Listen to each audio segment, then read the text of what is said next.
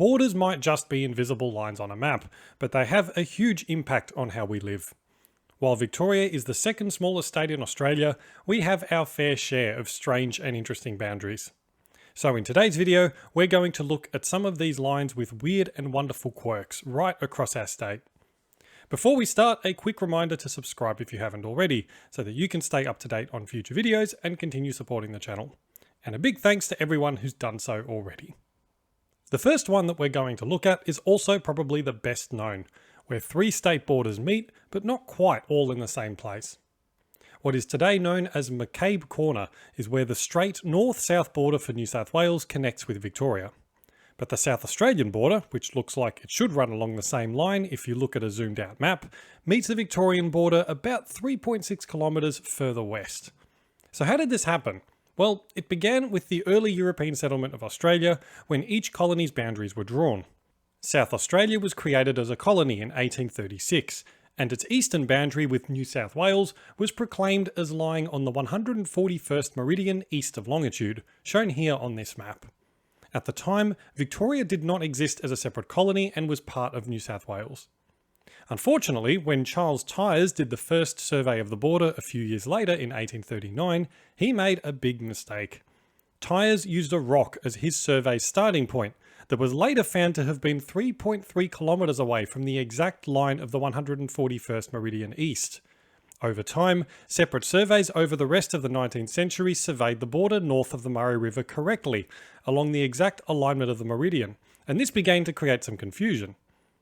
Soon the various governments involved eventually worked out that these two borders didn't quite align, and that this seemingly small surveying error in 1839 had mistakenly placed over 1,200 square kilometres of land in Victoria instead of South Australia. While I assume the Victorian government was pretty happy with this, it did rile up the South Australians, who started a political and legal dispute with Victoria.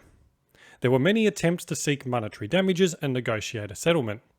Frustrated by the lack of progress and cooperation from their stubborn eastern neighbours, South Australia took Victoria to the High Court in 1911, and even the Privy Council in 1914, both of whom ruled in Victoria's favour, and after which the cases stopped. And this is why the border remains as it is to this day. As a postscript, just to make it even more confusing, the short section of east-west boundary between Victoria and South Australia runs down the centre of the Murray River, but the same boundary along the Murray between Victoria and New South Wales runs on the south side. This next one is another state border caused by a surveying error, but this time at the opposite end of Victoria. This is Boundary Islet in the Bass Strait. In 1801, explorer, surveyor, whaler and mutiny surveyor Captain John Black sailed through the Bass Strait, just a few years after it was named for George Bass. His ship conducted surveys of the many islands there, including a tiny rock about 56 kilometres east of Wilson's Promontory. He recorded the islet slightly incorrectly, meaning that when the border between Victoria and Tasmania was set in 1825, it ran straight through the middle of the islet by mistake, which is an anomaly that continues today. It holds many claims to fame, including Tasmania's only land border and the shortest land border between any two Australian states or territories. A company called the Public Land Consultancy has actually proposed a tongue-in-cheek walk between Tasmania and Victoria on the island, including building a wall and making the Tasmanians pay for it. Not a bad idea if you ask me. Turning back to the north of the state, we find some more interesting borders along the Murray River. There isn't any specific location here, but instead several places that all have the same issue. These are where the course of the Murray has changed over time, as rivers do, through erosion, artificial channeling, drought, or other things. However, when the centre line of the river changes, the border doesn't generally change with it. This results in a couple of places where there are small pieces of New South Wales on the south side of the river and small pieces of Victoria on the north side. One example is this section in Mount Alfred, where you can see one of both of these quirks. I haven't counted exactly how many there are along the Murray, but there are more than a few. If you know of any, let me know in the comments below. And while we're up here in the Murray River, there are some other interesting border quirks to talk about. There are a surprising number of islands in the Murray River and its floodplain. Many of these have also been the subject of border disputes, mainly related to which branch of water surrounding the island is the main one of the Murray River.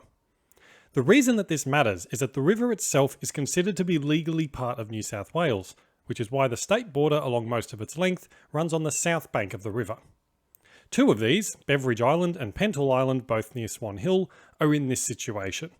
They are islands surrounded by water on all sides.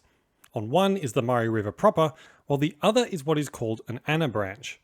This is a body of water that diverges from a river, creek or stream and rejoins it further down.